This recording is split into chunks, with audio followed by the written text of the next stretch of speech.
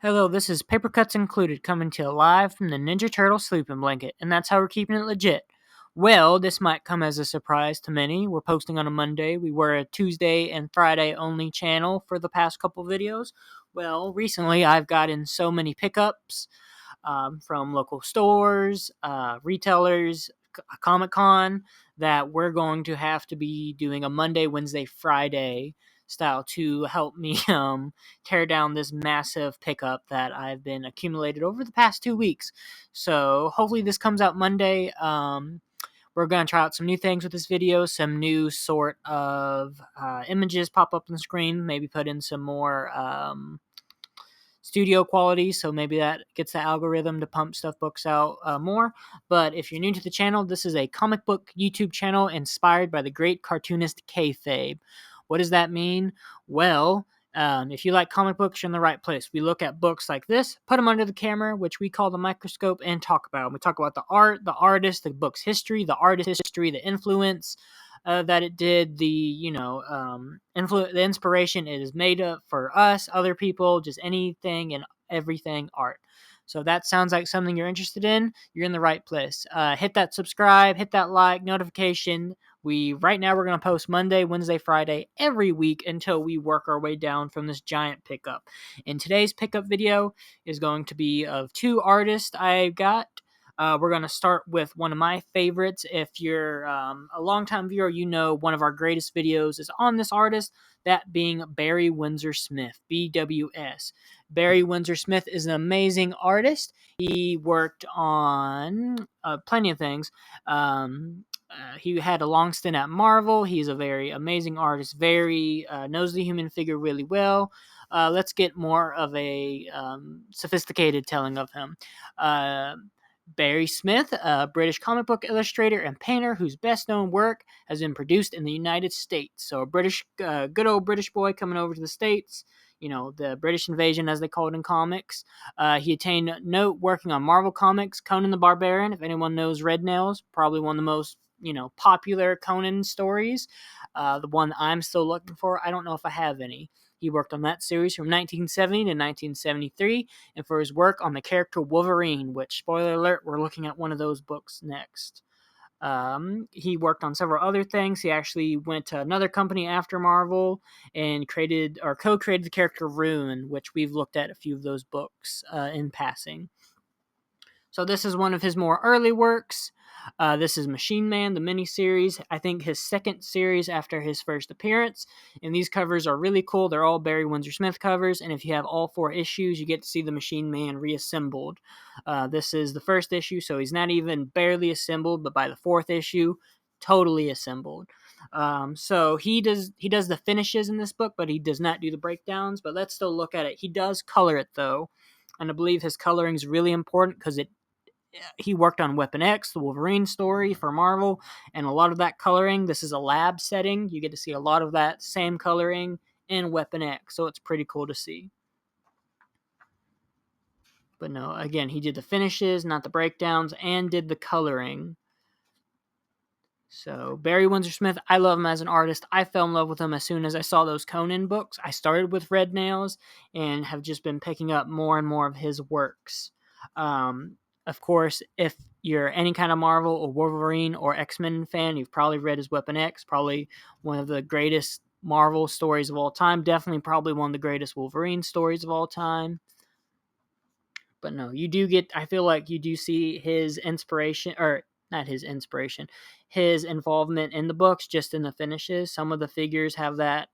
He has this distinct way he does faces, and I believe you can still see some of that. Not as much, but you do get a taste of it.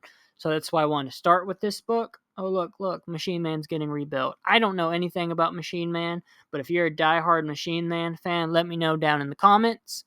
I am only missing issue 2 of this series now.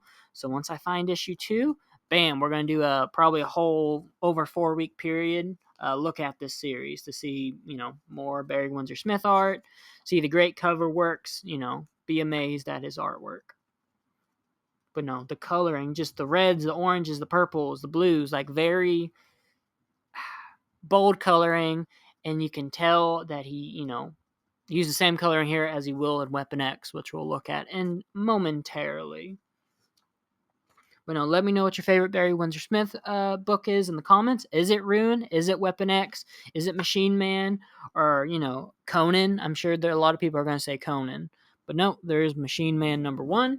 A book we're going to talk about a lot longer, that being one of his Weapon X, issue 84. Now, what was Weapon X? Well, it wasn't just a solo comic. Weapon X started in Marvel Comics Presents. It was an anthology. I don't remember how many issues it was, but I believe it was 8 pages for maybe 8 to 12 issues, something like that.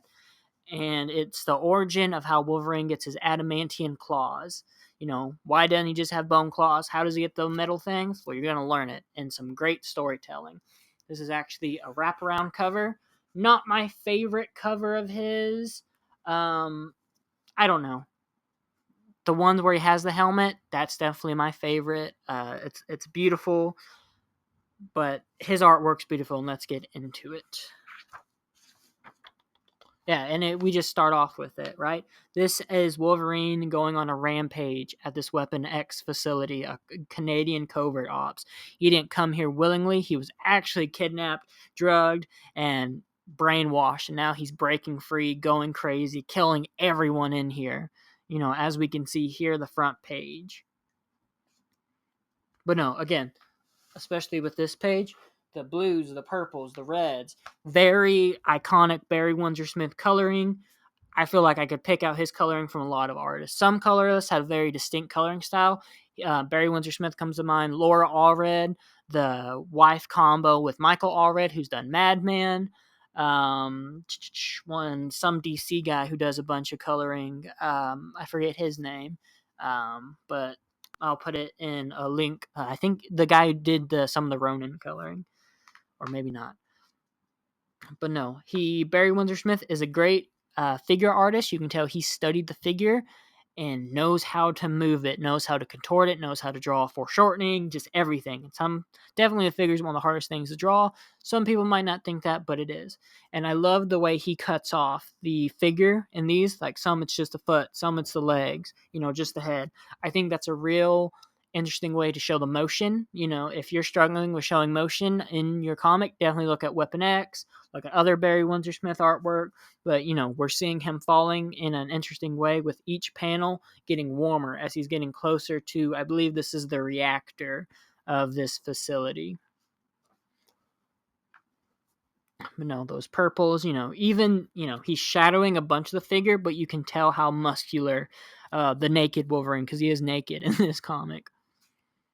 I think he even did the coloring, but probably some of the best Wolverine hair ever. I like to call this feral Wolverine because that's what he's becoming. Now he's waking up and kind of realizing what's happening, but the issues before this, he was an animal, a true Wolverine in the sense of it. Look at those eyes. Very just expressive.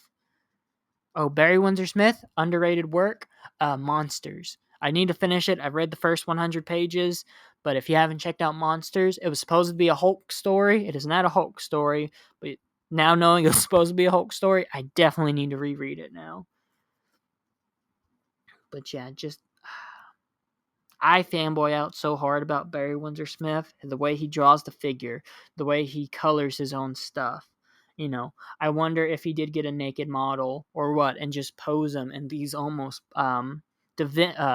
Raphaelite statues, because Wolverine, he seems so stocky, and so I think he does become super heavy with all the adamantium, and it I believe the way he does the figure, the very static shots, it does sell that.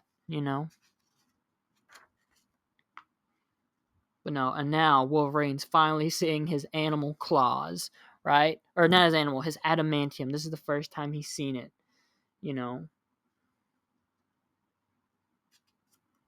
Look at this figure. This is what a scientist that has tortured him for, maybe years. I forget how long the Weapon X story takes in universe, but there he is dead. And it's, the dead man saying, "You are an animal."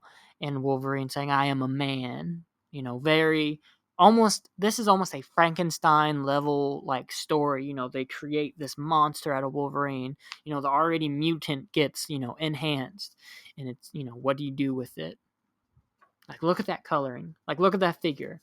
He's drawing a running figure, which might just seem ridiculous to point out, but hey, that's hard to do. I'm a professional artist who works on comic books, and, running figure ain't the easiest thing to draw. It's the movements, it's the weight shifting, So Barry Windsor-Smith is an amazing artist to look at if you're struggling on that.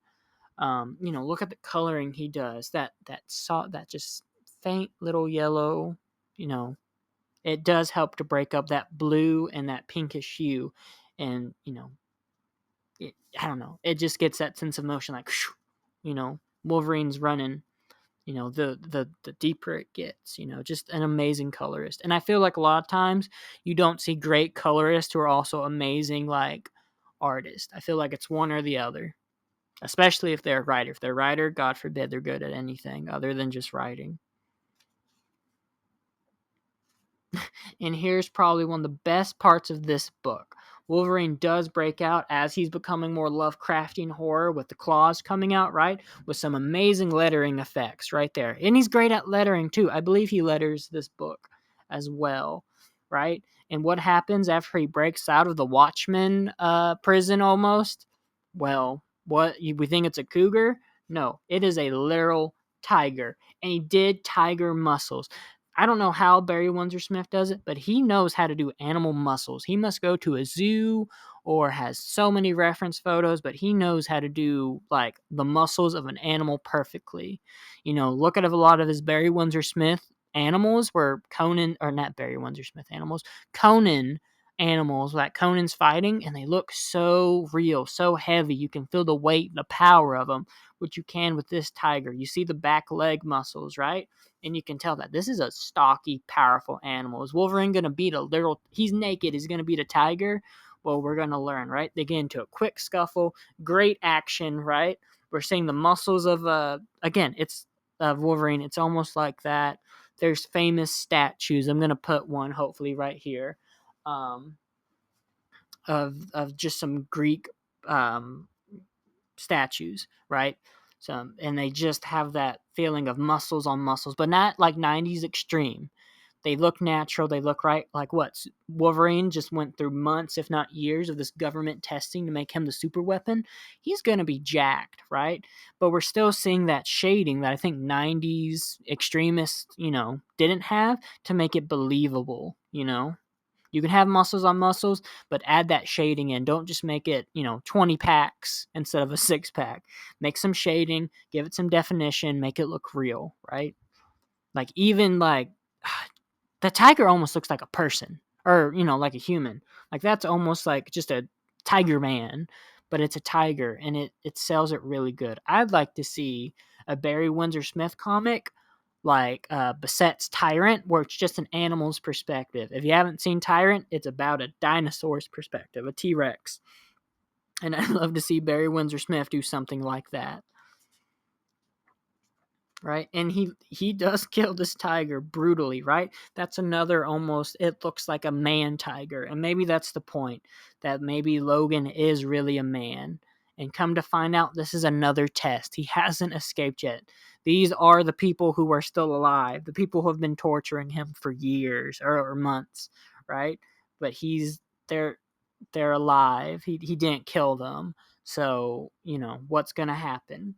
Just, but again, let's just look at the art here for a second. Just the movement, the blood splatters, like the coloring, that panel right there, the directional movement, as as an artist, we see the hair first, and then we move with the arm straight into the literal throat of the tiger, and it starts to look more and more like a person. And the Wolverine has killed this animal, but this animal was innocent, wasn't it? It's just a tiger, and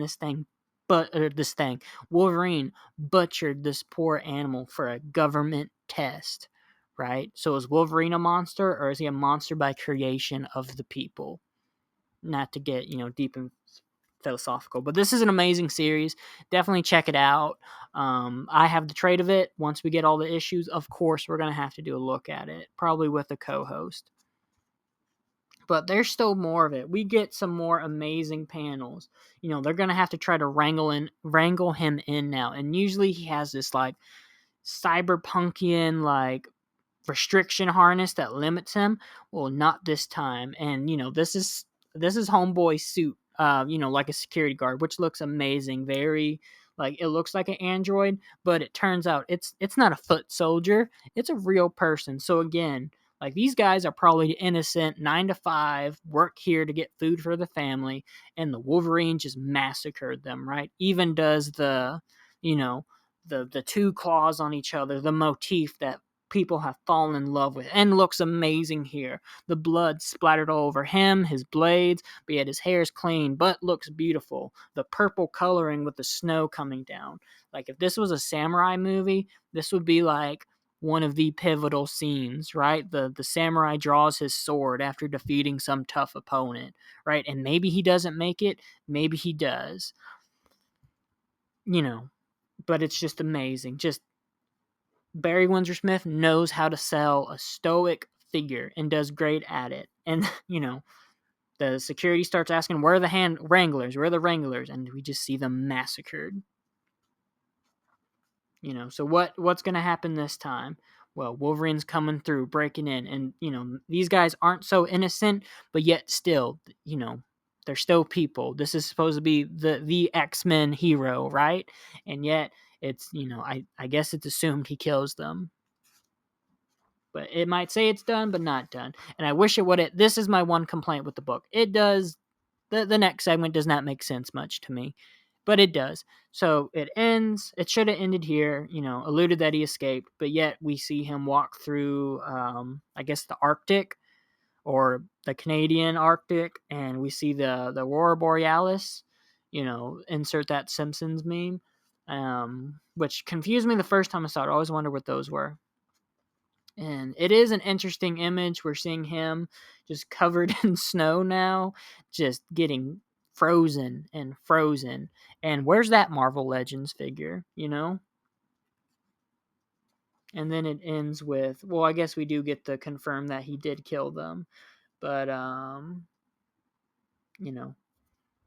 then it ends. It ends with him walking not into a sunset, but into a gosh darn blizzard, So, again, we're definitely going to do a whole look at Barry Windsor-Smith's Weapon X. It's an amazing book. Definitely check it out. It's, I think, probably pretty affordable, too, if you go, don't overpay for it.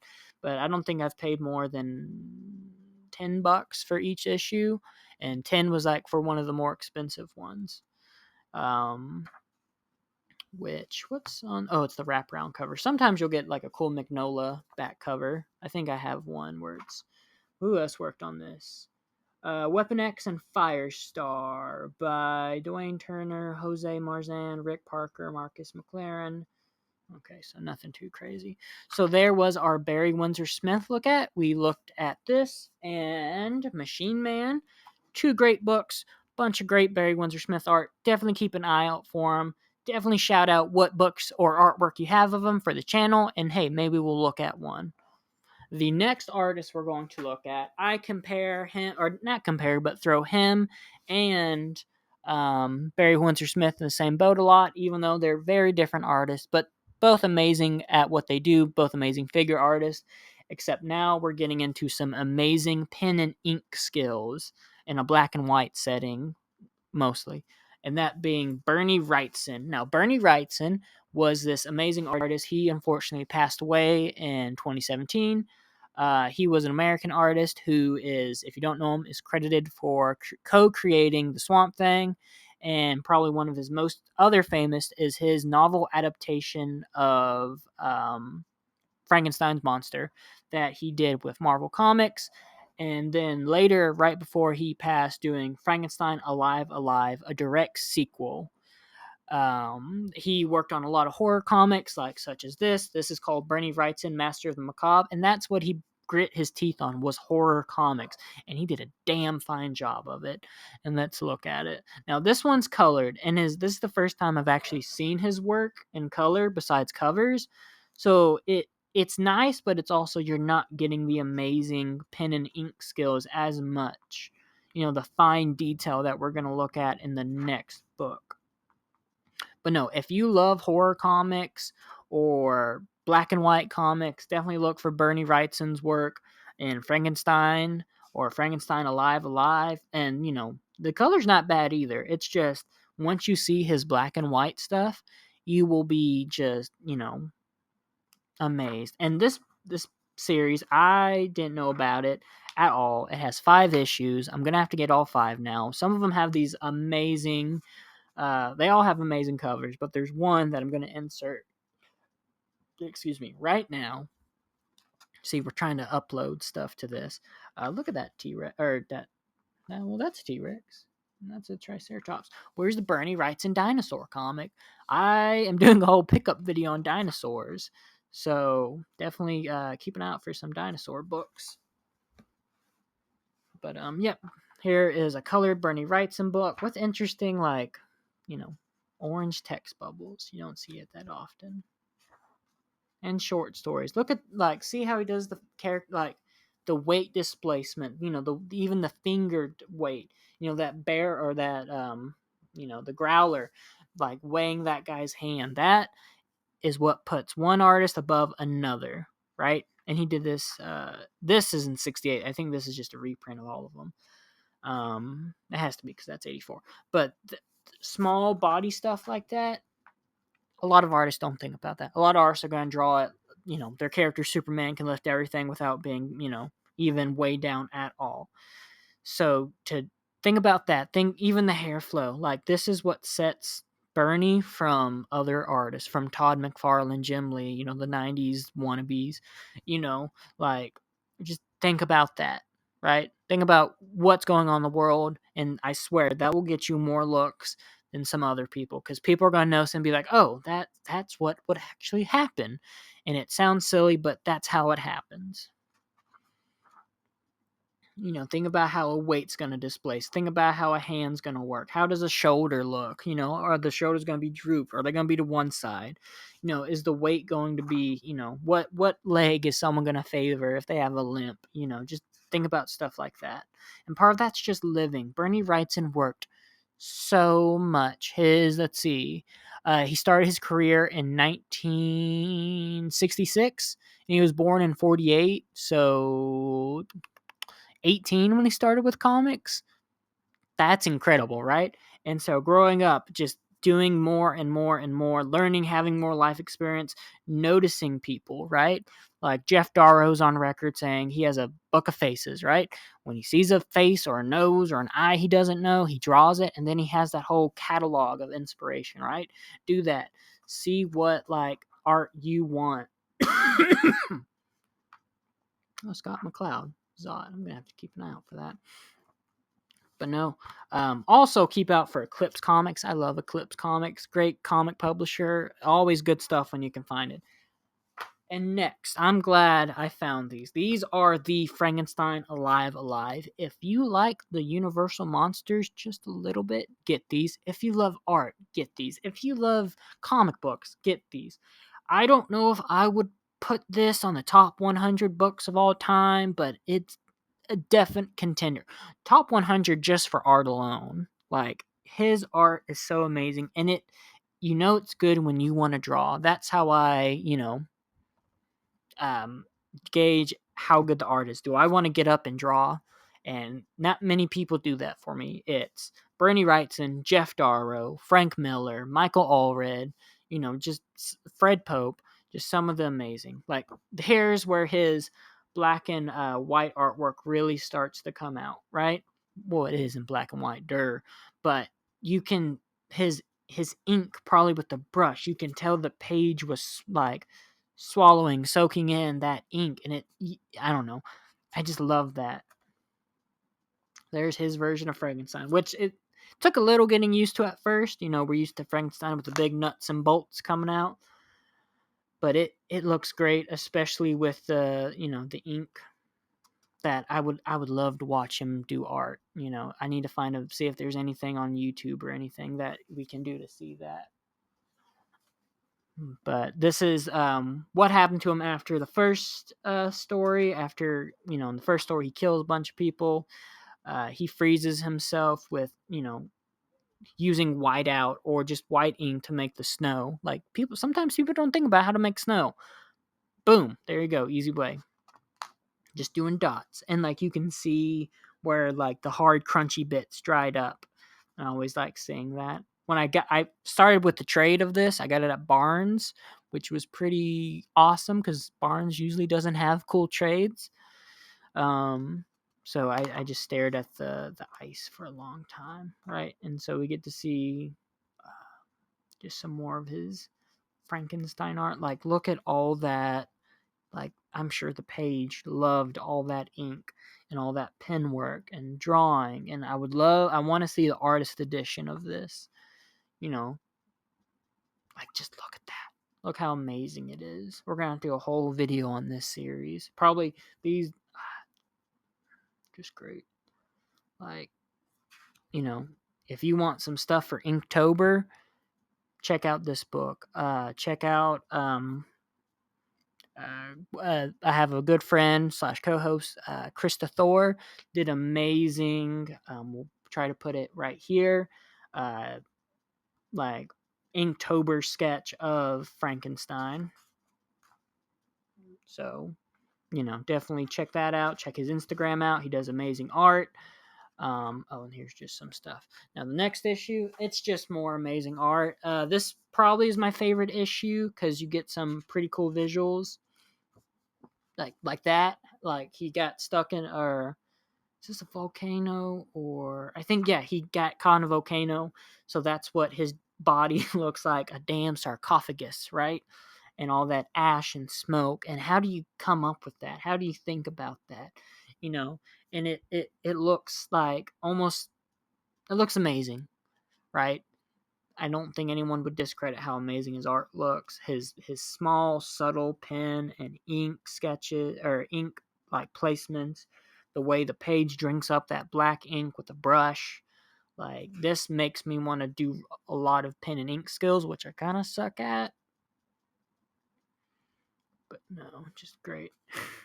Right? And now we're in the lab, and like, pause here, look at all the lab stuff. The lab is the best part. You get to see, you know, he goes to a doctor and all the trinkets and tools, like, you know,